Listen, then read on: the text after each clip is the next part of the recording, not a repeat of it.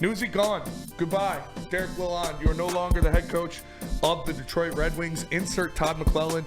You all know Todd McClellan. He's been a head coach in the NHL for 16 years. He's the best coach in the history of the San Jose Sharks. He was an assistant under Babcock. He knows what winning championships in Detroit looks like because he won the last Stanley Cup in Detroit. So it's really good to have him in here as a veteran leader, as a guy that these guys are going to respect. 16 seasons he's been a head coach in the NHL. Obviously, I remember him. Most people remember him from his time in San Jose, but he was also in Edmonton. He was also in Los Angeles. He's fourth all-time in head coaching wins in Edmonton. He's first all-time in head coaching wins and games coached in San Jose. He has coached Dylan Larkin before in the 2016 World Cup. He was the head coach of the North American team. This is a guy who's every single year he was a head coach in San Jose. He had a top 10 penalty kill unit.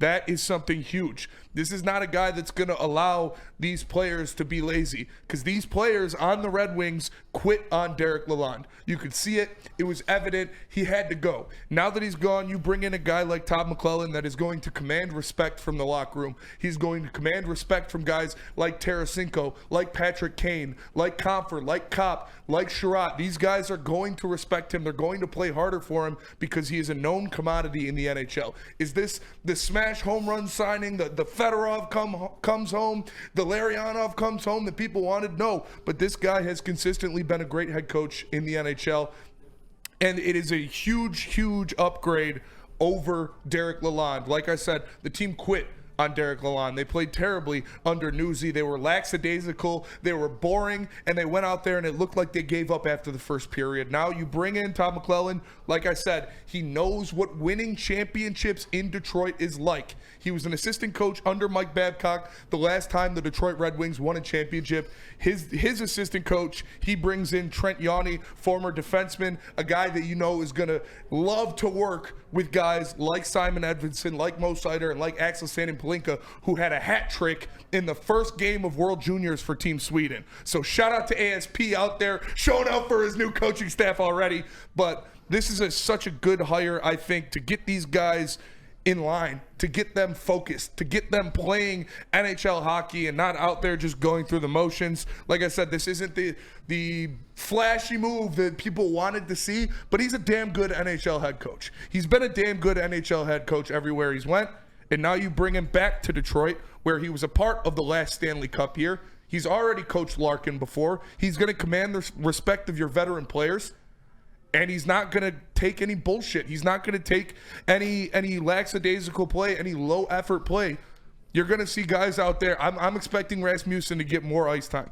I'm expecting guys like Marco Kasper to get more ice time because he's going to have the guys out there buzzing. And when you have guys like Kasper, who's finally playing for a good head coach and he wants to make a name for himself, he's going to see that. I think he's going to use Rasmussen very well. But like I said, the biggest thing, the veterans in this locker room are going to respect him. The veterans in this locker room are going to listen to what he has to say, and that is huge when you look at the makeup of this team.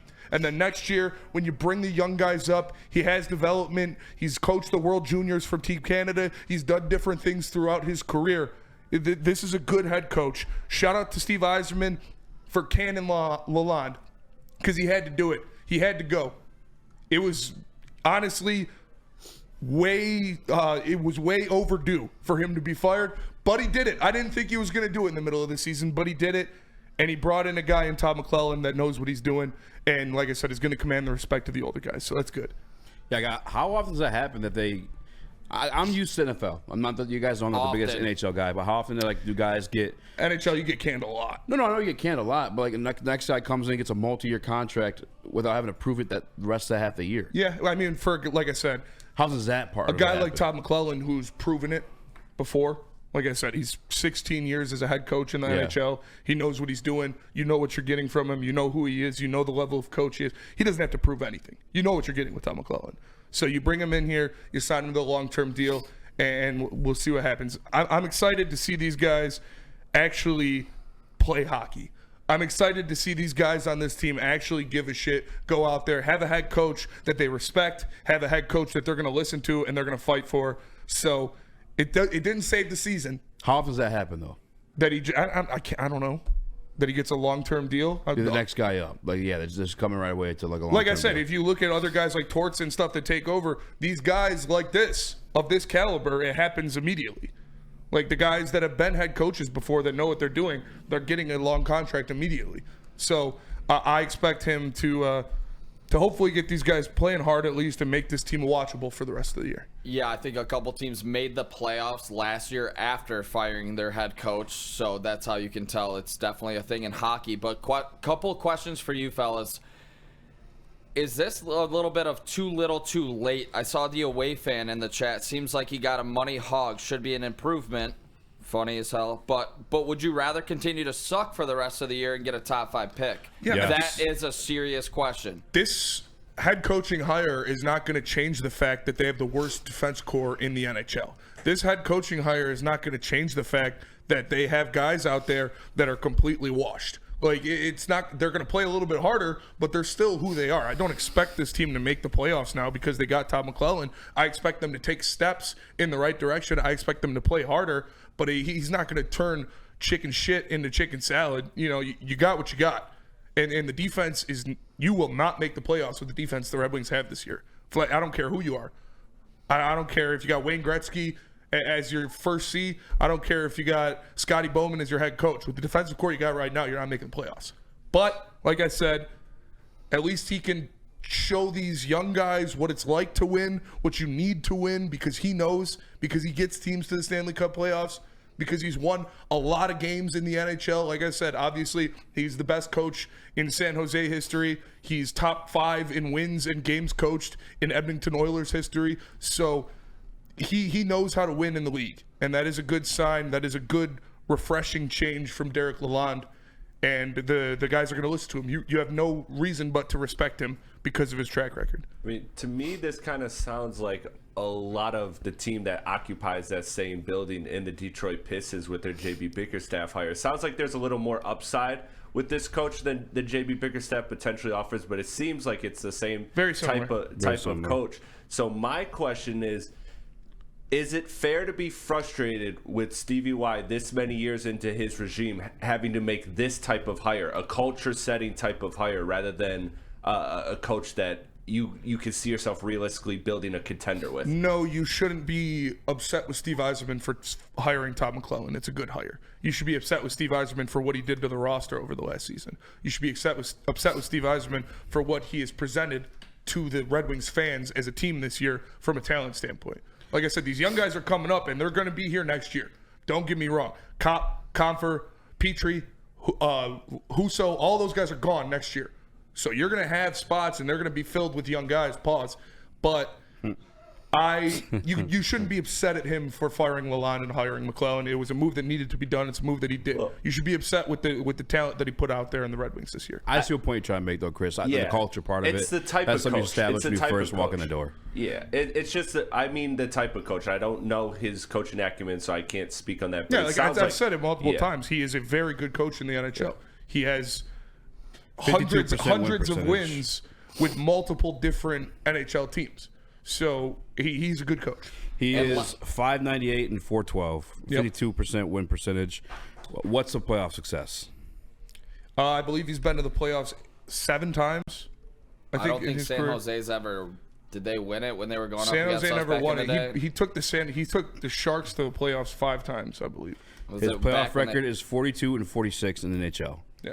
See, and that's where I was going with it, was just that he's a coach that will definitely help and is a good hire, good step in the right direction, but it doesn't seem like just from the resume. This team isn't ready to worry about winning in the playoffs yet. Yeah, this team isn't ready to worry about. You don't have the luxury to say, oh, we need a guy that's good in the playoffs, so he's going to win this team, win a championship. They're not going to win a fucking championship anytime soon. You need a guy that's going to come in here and get this team to the playoffs, and that's what he's going to do. You don't have the luxury to say, oh, well, he's all right in the playoffs. I'd take all right in the playoffs any day of the week over what Lalonde was giving us. Well, that's where you point to figure out Stevie Y, because you've been cooking for a minute now. Yeah, it's because the team he's fielded isn't good enough. Nick? Yeah, and the fact of the matter is, you let Wallman walk. Basically, you traded him for a bag of Skittles here, and you got, Ghost. You let him walk as well. Those are 2 extremely successful defensemen right now. You just let them go. and you're looking at all of these poor defensemen night after night. It's almost unwatchable at this point. It is. This is the product Stevie puts out. He brings in the right coach, so it seems right now, but he never fucking gave these guys a chance on the ice. Honestly, I've been extremely surprised and disappointed with what I've seen this year.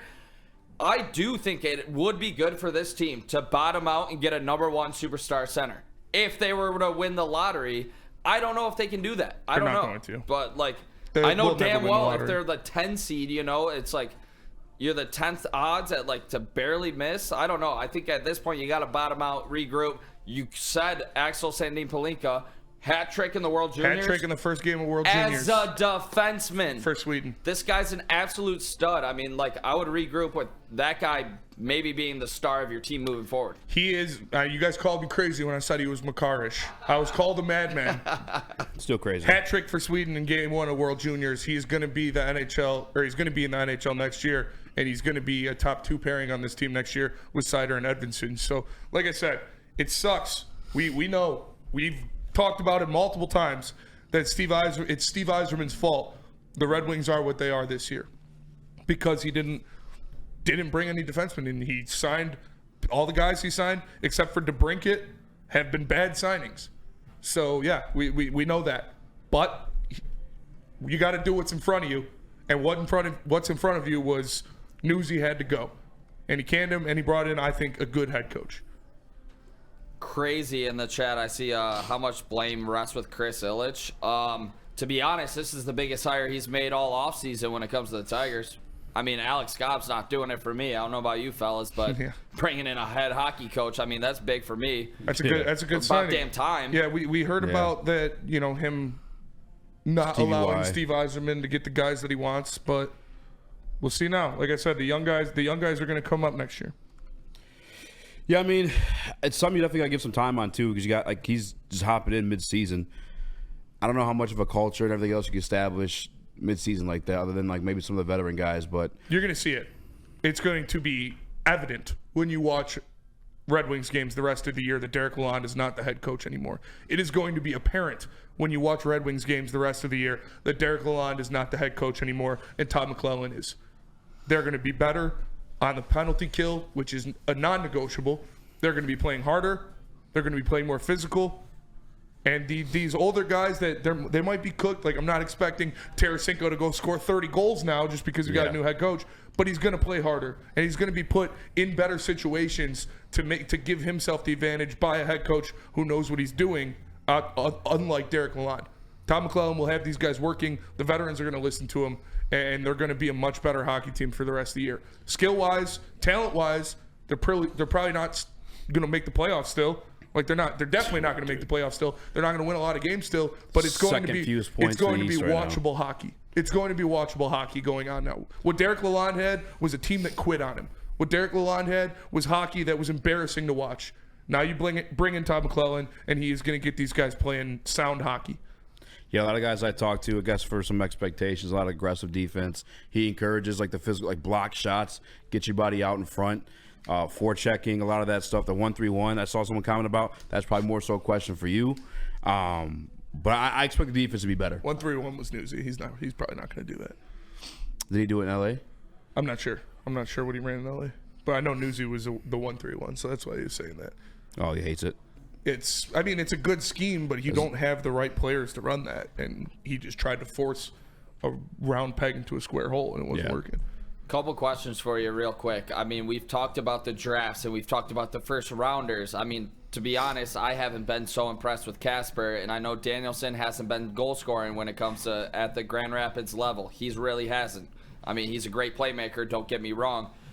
When we come to think about the second round picks, and you've seen Johansson now play, and you hear Wallander getting called up, do you have any faith in any of those guys in the pipeline when it comes to a second, third pairing defenseman besides Axel Sandin-Pelinka? Johansson? We're gonna have to see. You're gonna have to see them evolve and them get better. Because they weren't doing any favors under Lalonde, and I don't blame Casper at all, man. When I watch Casper play, when I see him on the ice, he is getting up and down. He is trying to make plays, but the guys he's out there playing with are the bottom of the barrel. I was gonna say he's more of like a setup guy. He is, and the guys he has around him. He's a top 6 type player, and he's playing with the fourth line. So he's. I don't blame him for that. We'll see what happens. I expect them to have 3 elite or almost elite defensive players next year. Like, I'm not going to call ASP elite yet, but I will call Edvinsson and Seider an elite defensive pairing. You got ASP in there. If you got Sherratt still, I'm fine with him being your 4th defenseman, and then whatever your last pairing is. I actually don't mind that pairing, putting up Axel with Ben Sherratt, so he can be the steady breakout back, let Axel do his thing, get off the ice. I agree. I think Axel has to be a top 5 prospect in all of hockey. Yeah, and you obviously saw that today with what he did. Yeah, he's the kid's a freak. Like, I really, really wish you guys could all go. Like, you can't go watch the kid play. It's impressive what he does in the open ice in the offensive zone. He is a little smaller, but he's going to get bigger, as he hits the weight room, as he gets involved in the NHL, as he gets in there with Todd McClellan. Like, they're going to put some weight on the kid, and he's going to play physical. And it's not like he gets bodied or anything. He's just a little undersized for a defenseman because he's an offensive guy. But pretty sure he's leading in points. what he can do offensively is insane, man. He is an elite prospect coming forward, and he's going to be on this team next year playing top 2 pairing minutes. Drew K in the Woodward Sports group chat says Dmitry Benechikov, killing it in the KHL for sure. Yeah. Absolute dog, but he is also an undersized guy. He's going to be able to hopefully run with some space when he gets to the NHL show, but he needs a guy like Casper or Danielson to set him up. That's what you get. You got a couple snipers down. Mazur's a sniper. Lombardi's a sniper. Bushnikov is a sniper. Like, these guys are out there and they're in the system, and we'll see. Like I said, the floodgates are going to be open next year. You got at least four or five spots you're going to need to fill on this roster. 3 or 4 of them are going to come from inside the organization.